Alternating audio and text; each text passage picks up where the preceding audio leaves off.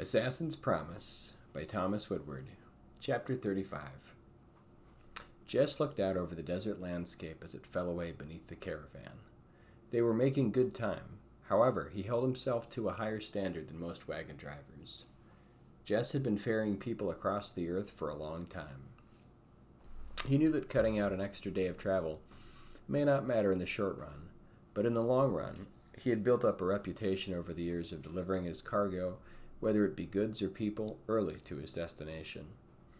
This in turn attracted a higher class of customer who would pay better for his services. They knew he could deliver.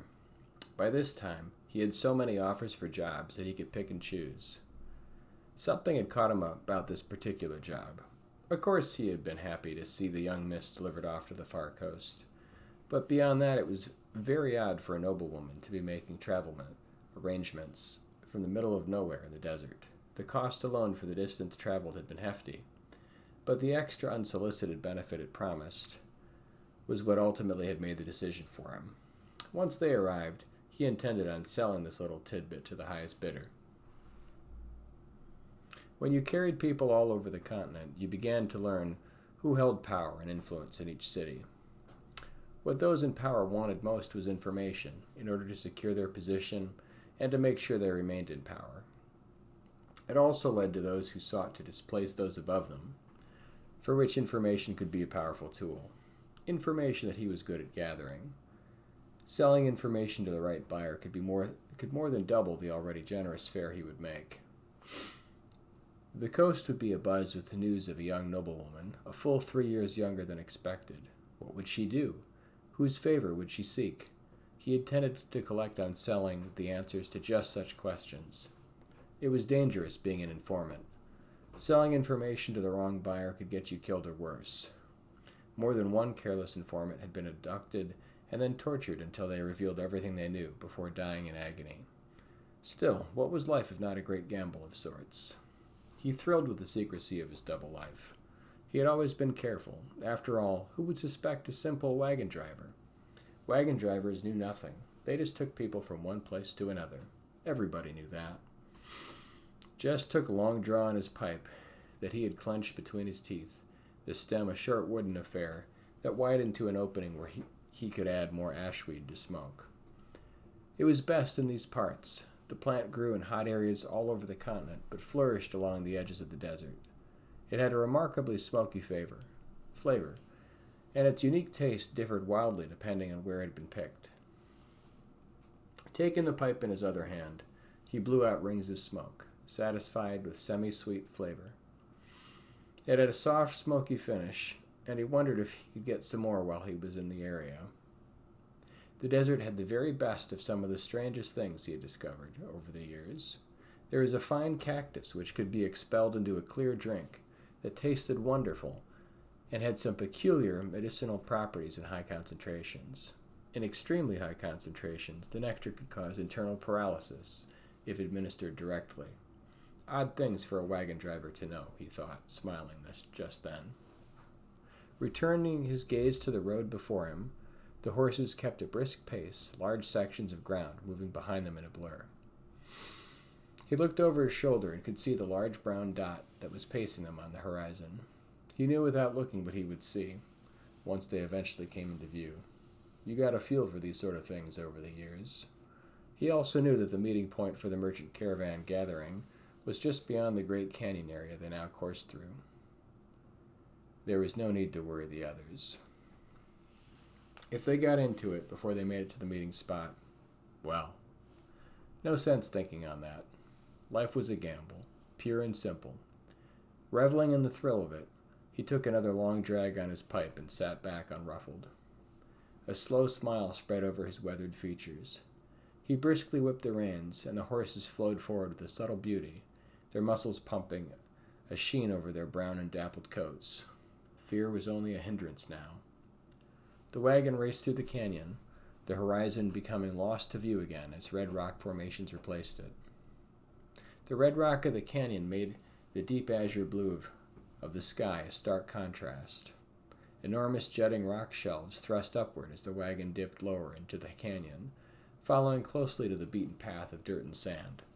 Vegetation became more abundant, although it clung tightly to the landscape in a primal death grip. The tiny trickle of rainfall that made its way down the canyon edges was the only nourishment these plants would ever see. A small rodent moved along the edge of the canyon, pacing them in curiosity for a moment, before disappearing down into a hole in the ground. The caverns were old, incredibly old, shaped by wind, earth, and sand. They sat there, immovable. He would hear the sharp horns sounding soon. Jess wondered if he should burden Gerald with it yet. He was a pleasant enough lad. It'd be a pity to see him die. He had seen too much of death in his long years. Some had needed killing, but too many had simply been unlucky, in the wrong place at the wrong time. It didn't stop his hand when he needed to do what had to be done, but it was sad nonetheless. Extinguishing beauty was always sad. Stuffing another small handful of ashweed into the pipe, he lit it and took a small drag before puffing out another ring of smoke. He handed the pouch over to Gerald, who took out his own short pipe. It was a cheap thing, but serviceable. The young man had immediately taken to the ashweed Jess had offered to share with him. No sense in keeping it all for himself. When a man thought he was about to die, everything became beautiful for a while. It wore off, of course, but it was a strange thing. He could see it now, as he looked longingly at the winding red caverns of stone that lined the valley walls.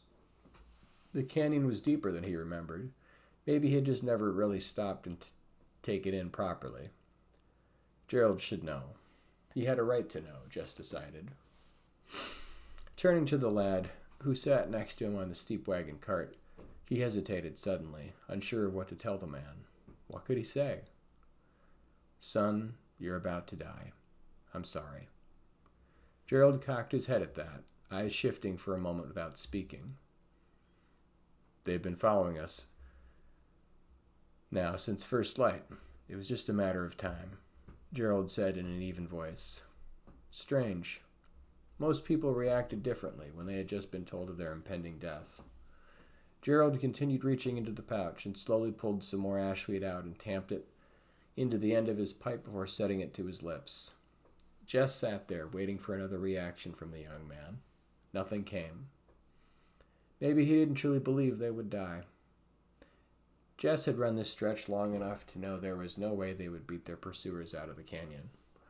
They could put up a good show, but ultimately the result would be the same. Sometimes you were just dealt a bad hand. He thought back to his own life. He had escaped death many times. He felt it in his bones this time. But then, who can say he had felt any different in any of his previous brushes with death? He felt calm. In the next few minutes, they would spur into action. The human body would not simply accept its own demise so easily. No, he was sure his mind would turn off and he would resort to basic instinct at that point. He had such a short time to think clearly before the fear and instinct would take over. It was a pity. It was a beautiful red rock canyon and a glorious azure day. It would be a good day as any to die. Better tell the others, Gerald. Make yourself useful, lad. He knew it was all pointless. None of it would matter in another hour. But in a way, it wasn't pointless either. It would give the young lad something to focus his mind on, instead of the horrible anticipation of what would come. A bird cried above. Funny what things you notice when you were really paying attention for the first time. Turning his head, he steadied himself on the cart while reaching into his coat. Perhaps he could buy the others time. No, it was foolish to hope. They would be hunted down and murdered just the same. He didn't remember his hand shaking this badly before. He felt the icy tendrils of fear set in. His rational mind knew it was foolish, but the primal instinct was beginning to take over. He wondered how long he would last. He hoped it didn't hurt too much. Not that it would matter long. He didn't see himself as a coward, but no one truly knew himself until he was faced with his own naked fear. Not much longer now. His muscles tensed, preparing himself up in the flood of chemicals into his system to make him giddy and provide him a short burst of strength. The adrenaline wouldn't last long, but it came with the powerful lucidity of his surroundings. His heart raced as he breathed in deep, shallow breaths. Then he saw her, the young woman guard who worked with Gerald. For some reason, her expression calmed his frantic mind. She had an intensity about her. She was calm but dangerous. He suddenly lost any doubts he might have had to their abilities. It almost made him hope. But no, hope was a cruel mistress. Better to ready himself for the naked certainty of what would be. At least then he might find some semblance of peace within himself in his last moments. Kayana had an air of command about her, and a sureness in herself that was easily visible. She moved fluidly like a cat, stepping forward up to the front of the wagon. Her heavy notched blade at her belt was within easy reach. Her face was a grim mask. Gone was the soft young woman's features. She was a lioness with the hardness of a stalking panther. In another moment, Jess saw the young miss pop her head out of the wagon carriage. She looked quizzical. That was a small blessing. The young woman had not been told of the seriousness of the situation. It would probably be better that way. Save her from as much fear as possible right up to the end. If they were lucky, it would be quick. He had a hard time bringing himself out of his nervous state, the adrenaline coursing through his veins, making thoughts difficult to process. His body urged him to run, or to kill in equal measure. He also wanted to empty his stomach, feeling a strong wave of sudden nausea. The chills set in, even in the heat, a chemical reaction of the adrenaline that was being pumped into his system. The horn blast sounded. Like a death knell, it foretold of pain and suffering to come. A single blast hung still in the air, the note long and mournful.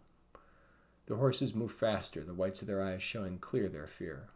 Perhaps they understood as their driver did, Jess thought in strange fascination. His thoughts began to weave together. Steadying his left arm against the swiftly moving wagon, he held his hat firm on his head. Hope returned to him, teasing him. If only he was foolish enough to entertain it. The merchant caravans may not even arrive until later in the day. It was impossible to tell. Another sharp horn sounded, closer now. It would only be minutes then. He had been foolish to think they would be able to give chase.